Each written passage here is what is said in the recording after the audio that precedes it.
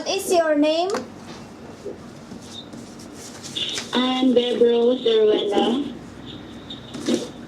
You are Bebrose. How old are you? I'm 25 years old. 25 years old. When is your birthday? November 18, 1992. November 18, 1992. Are you married? What is your marital status? No, ma'am. I'm single. You're single. No children? Yes, ma'am. I have no children. Okay, can you please stand up and show me your finger? You put your hand like this.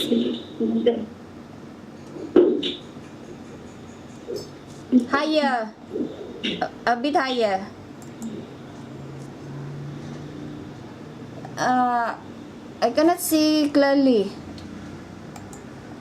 Put like this. Okay. Okay, thank you. Sit down. So you don't have children? Yes, You're ma'am. totally single. Yes, ma'am. What is your height and your weight? My height 152 centimeter. And 152? my weight is 55 kilos. 55 kilos. Okay, I want to show you and something, and can you read this for me?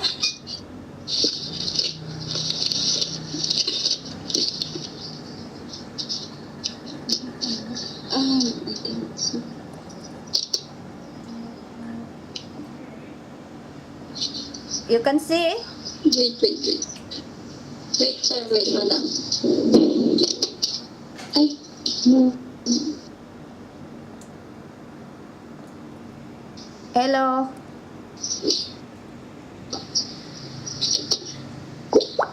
Can you read?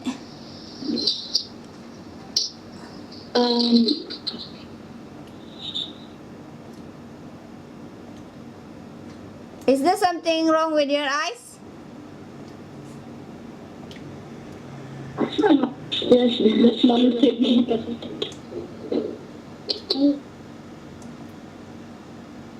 I think something wrong with your eyes. Can you read?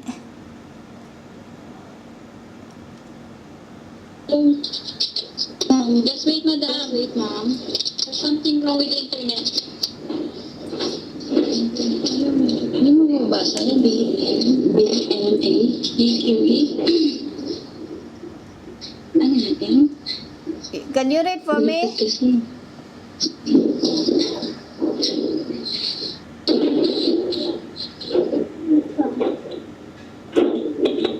Okay, I write.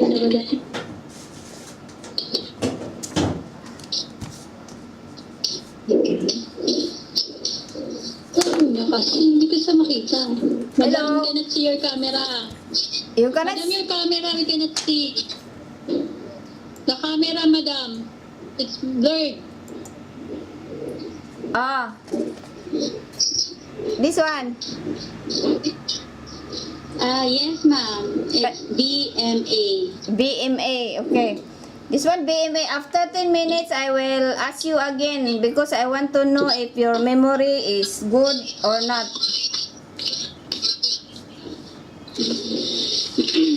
BMA, okay? Yes, ma'am. Did you ask permission to your parents that you come here in Malaysia to work? Yes, ma'am. They already know. They already know, huh? How about your educational level?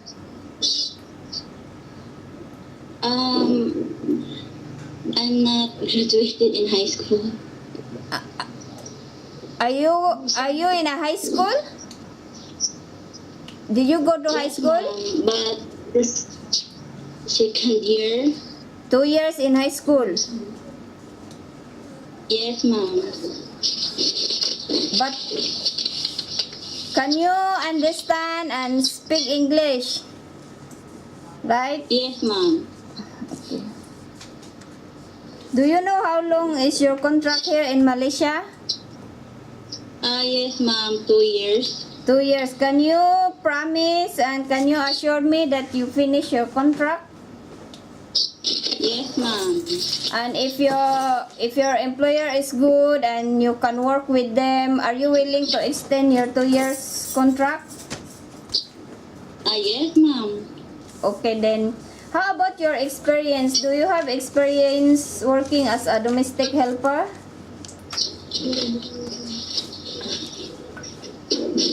You mean, ma'am, overseas? Yeah, overseas. Do you have experience? No, ma'am. It's my first time. Okay, your first time. How about in Philippines? Do you have experience working as a domestic helper? Yes, ma'am. Where? Where in Philippines? Quezon City. Quezon City. You work as what? House helper. House helper for how long? 7 years, ma'am. 7 years. Okay, this 7 years, what was your job? Sometimes cooking. You do Washing. cooking. What else? Yes, ma'am, but only Filipino food. Yeah, Filipino food. What else? Cleaning, Cleaning, ironing. ironing. How about look after children or look after old people? Do you do the job?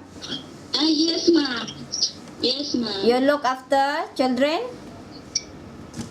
Yes, ma'am. How old is the children? 2 years and a half. 2 years? Only one? What do you mean? 2, ma'am, 2. How old are they? One is 2.5 years and the other one is 7 years old. 2 years and 7 years old. Okay, these two kids, what was your job for these 2 kids? I'm a babysitter, ma'am. Okay, your babysitter, what was your job? Yeah, babysitter, can you explain me what was your job as a babysitter for these 2 kids? Yes, ma'am. Feed them. Feed them. Taking bath. Yes, ma'am. Taking bath. What else? Of course, ma'am. Look after them. Look after them. Playing them. Play with them. Do you do tutor? This 7 years old will go school. Do you teach her or about her lesson? No, ma'am. No. Okay. Only feed them, shower them, prepare their clothing, Yes. Yes, ma'am. and you do also cleaning, right? Yes, ma'am. Okay. Then only this your experience, or you have some more?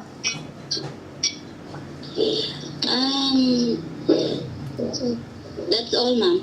That's all. You're looking 7 years for one family only. Yes, ma'am. Okay. How about look after old people? Do you have experience look after old people? No, ma'am. No, but are you But I'm willing? willing to learn. You're willing to learn, If you look after old people, you need to have a long patience, talk to them, cook the food. How about if the old people is immobile or invalid? Can you look after? Yes, ma'am. Put I'm the willing. wheelchair, put the diaper, bring her to shower. Are you willing to do that job? Yes, ma'am. I'm willing. So are you willing to look after children and old people? Am I right? Yes, ma'am. Which is more priority for you? Look after children or old people? Maybe both, ma'am. Maybe both, but if I ask you which one is more Based on my experience, maybe baby. maybe children. Yes. Okay. If you come here to work in Malaysia, will you bring your handphone?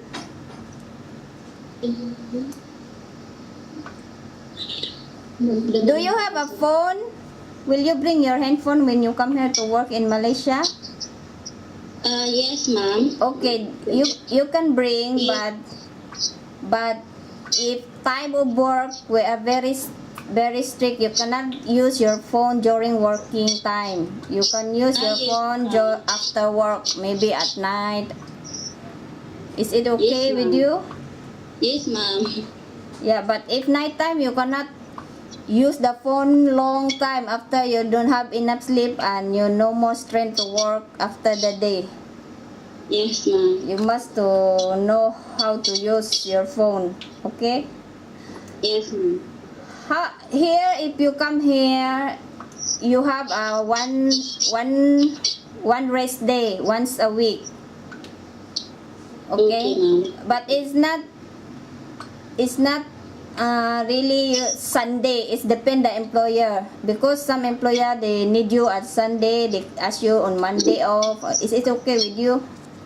Yes, ma'am. It's okay. But if you are new here, we will not allow you to go outside because you don't know the place yet. You can have Yes, a ma'am. rest inside the house of your employer. Is it okay? Yes, ma'am. It's Yes, okay.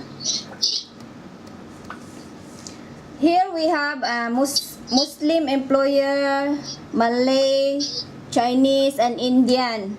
Can you work with an Indian employer? Yes, ma'am. How about Chinese? Yes, ma'am. It's okay. And Malay people are Muslim, cannot eat pork. Can you work with them? Yes, ma'am. I'm okay with it. And some of the employer here, mostly the Indian, they are vegetarian. Can you eat vegetarian food? Yes, ma'am. Yes, Vegetarian means no meat, no chicken. Yes, ma'am. The vegetable. Yeah, only vegetable.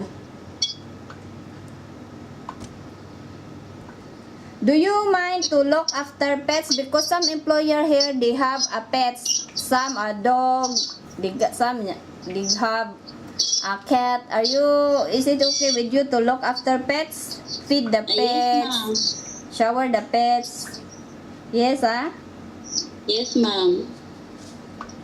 Do you like cooking? A little bit, ma'am. You know how to cook? Yes, ma'am. Just Filipino food. Filipino food. But do you love cooking? Because some employer, they will ask you to cook, they will teach you to cook. Yes, ma'am. I'm willing to learn. You're willing to learn, What food you know how to cook? So the stand up. Fried, like with sinigang here in Philippines. Filipino food. But if the employer teach you the food, how to cook, are you willing to learn? Yes, ma'am. Yes, Do you know hand washing? Yes, ma'am. Can you do hand washing? Yes, ma'am. Because some clothing, the employer will ask you to do hand wash because some cannot put in the washing machine. Yes, ma'am. Are you afraid to be alone in the house? Let's say the employer will go out and the children, because they go outside for dinner and you're alone in the house. Are you afraid? No, ma'am. No, but if you're alone in the house, you must to do your work or your duty even the employer is not around, okay? Yes, ma'am. Are you willing to obey the rules and instruction of your employer? Yes, ma'am. Yes, you must to listen the instruction of your employer. Yes, ma'am. You must to follow. Do you have a friends or relative here in Malaysia? Just friends, ma'am. Live there. Do you have friend or relative here in Malaysia? No, ma'am. No, No, ma'am. Can you promise me not to communicate other people outside and bring to your employer house? Can you promise me not to bring any friends or relative in your employer house? Yes, ma'am. Do you know how to use electrical appliances like vacuum cleaner, microwave oven, rice cooker? Do you know how Yes, to ma'am. use? Yes, but if you don't know, you ask your mom. Yes, ma'am. Then your mom will teach you. Are you afraid of the heights? Let's say your employer asks you to clean a ceiling fan. Then you need to use the ladle and climb up. Are you afraid? No, ma'am. No, Can you promise me not to change your mind? Can you assure me that you will not change your mind? Because if we apply a calling visa for you and you change your mind, it's very difficult for us here. Are you mentally and physically prepared to come over in Malaysia and work? Yes, ma'am. Yes, 100%. Sure, I'm sure, ma'am.